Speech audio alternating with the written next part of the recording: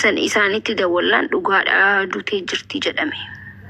Jaartii Andu'aalem Gosaa'ee artistii keenya artistii jaalatamaa Oromoo haadha manaa isaati. Inni amma mana hidhaa jira jedhan gaaffiilee gaaffiif abbaa waamee qaaf eeggatu waan hin beekuu fi qananii baay'isawee በጣም ነው ማቃት waan hin beekuu fi isin galee nama akkamii akka taate jechuu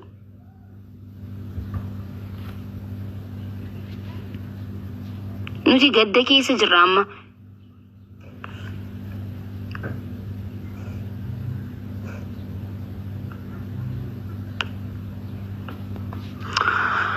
እና ኦሮሞ አማ ወንተ ሄዱለ ዱባቹን በርባዱ ከነሰኒ ጀቹን በርባኑ ገሩ ወንቲ ሲን ጋፈቹ ቀብደ ሚዲያ ከነለቲ ወራይሲ ሀጀረበ ፍሮታ ፊ አሊ ሲ ሀጀበሱ ገሩ ማልታቲ አከ ኦፍ ደርቢት ነማ ደርቤሞ ኦፊ ኦፍ ደርቢቴሞ ረኮን isi du'a kanaaf isi saaxile maali rakkoo maaltu jira maaliitu kanaan isi gahee waan jiru Oromoon gaafatu qabaa jechuudha. Isin garee mana keessaa of darbitee fooqii shanafarratti darbitee halkan sa'a 9 of darbitee jedhame. Okay, halkan sa'a 9 of darbitee ganama duutee argamtee jedhame. Okay, sa'a 9 of darbitee sa'uma 9 sanitti argamu qabdi malee ganama akkamitti argamu qabdi kun gaaffii tokkoffaadha. namni halkan sa'a 9 of darbe suni of darbu isi sa'a 9 beeke sun akkami ganama arkuu dandee kunis gaaffii biraati. Mana tokko keessa waliin jiraatanii akkami darbamtee namni biraa arkee himeemo isaa gabbee arkeemo akkamitti argamuu dandeessi xiyyaaqee no him akkamitti akkas ta'uu dandee waliin jiraataa jiranii osoo rafuu jiranii kaatee biraa of darbiteemo hulaa bantee deemtee bika biratti of darbiteemo mana keessa manuma jireenya keessa of darbitee jedhame. Mana jireenya keessa yoo of darbite sa'a 9 of darbitee ganama argamtee jedhame reefkiisi ganama duutee argamtee. Namni sa'a 9 of darbe suni sa'a 9 darbamuu isi barreeffamaan keesseemo akkamitti akkas ta'uu danda'e? የህዝብ ጥያቄ ነው። ማሊፍ of darbite sababni yoo maali isaan jidduu rakkootu jira moo rakkoo biraati? Maybe rakkoo biraatiin abadan of darbuu hin dandeessu. Yoo jijjiiramee rakkoo biraatiin of darbite jedhamee haqni micootanaa hin baasnaa jechuu. Abadatti rakkoo biraatiin of waan darbitu hin jiru. Bakka isaan lameen jidduu rakkumaa jira bakka akkasitti hubanna nuti kan akkasi dubbiin ifaa gala waan ta'eef amma hawaasni kan gaafatu qabu kana jechuu takkaa jirtu. ልቡን ሲባቴ ጅርቲ ረቢት ያራራሙ ቀነኒ በጣም ምስኪን ሰው ናት። ወላሂ ላዚም በጣም በቃ ነመጋሪዮን ስንንጂ ማልጂ ስኒብሰ ወላሂ በጣም ጥሩ ሰው ናት። ነው እንዲል ነመሄዱ ንቤተ ወሪ በየጅርተ ለፈትስ ንቤተኒ ወሪ ሲወጅሃ ሶይተኒ ቤተኒ ስንጅርተን ምን አይነት ጠንካራ ሴት እንደሆነች ታውቃላችሁ። ዱበርቲ ጭምቱን ስንንጂ በር ዱበርቲ ጭምቱ ወላሂ Sani kana jechuun barbaadu malee dubartii cimtu jechuu. Abbaa manaa isii akka jabeesse dubartii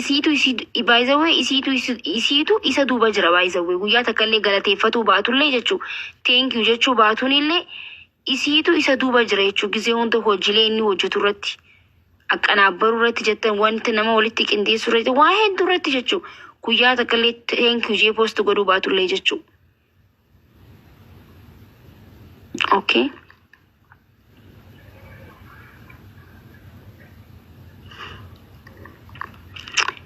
Me arkitanii beetanii dhugaa dubbanne barammanuti waa hedduu haasawuun barbaadu malee yaani Oromoon tunu isinii galaamen peejii isaa diimaa laalame akka jaartitti guyyaa tokko akka artiistota kaanii post godhee ni beekani isumaa post godhaa oola gizee hunda.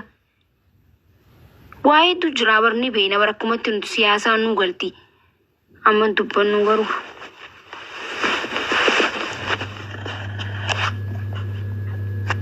Hin beekaa jettan guyyaa tokko guyyaa lama deemaa laalaasan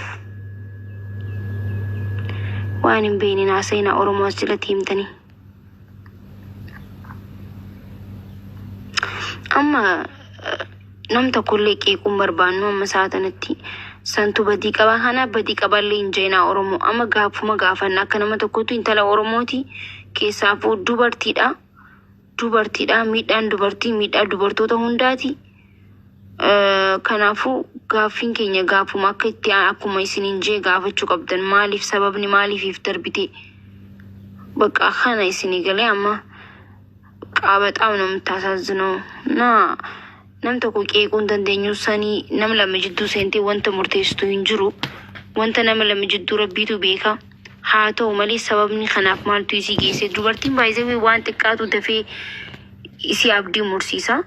Dubartoonni nuti dafnee itti garaan keenyas akkuma qulqulluutti kumoonni keenya qulqulluutti dafneetis abdii muranna dafnees waa balleessuu yaalla jechuu isin galee.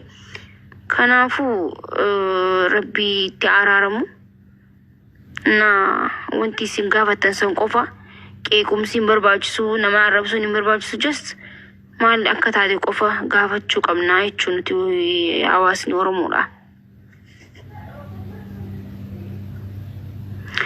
Dawwalii gaafadhu gaafadhe baay'ee namni amma saatana hundinuu namni hundi dhugaan seenee namni hedduu gaafadhee akka duute amanuu dadhabeeti nam Facebook irra naman beeku post godhee naman beekutu post godhee gudura naman beeku san giseen dawwalii gaafadhu natti hime namni sun animmoo warra isitti dhiyaatu jira warra ollaa manaaman warra beekana nama san isaanitti dawwalaan dhugaadha duutee jirti jedhame.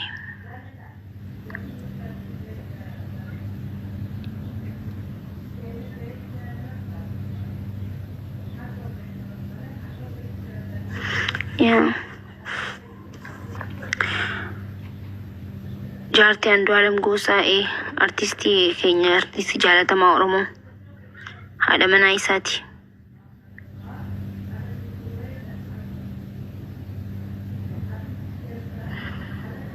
Akkasii silkiidhaan akka gaafannetti inni amma mana hidhaa jira jedhan gaaffiidhaaf mana hidhaa fudhatamee jiramaa jedhan gaa.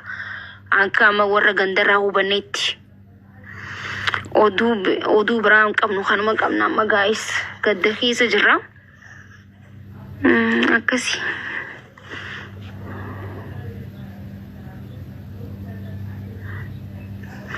Warri kooflu kun garuu na ajaa'ibu jira wallaahi namni gaafa gaddarra taa'ee namni kooflu na dhiba bara ashaangullitti boo'ichaa barreessana jaanii kooflan immoo maaliin jaabaraan gis takka.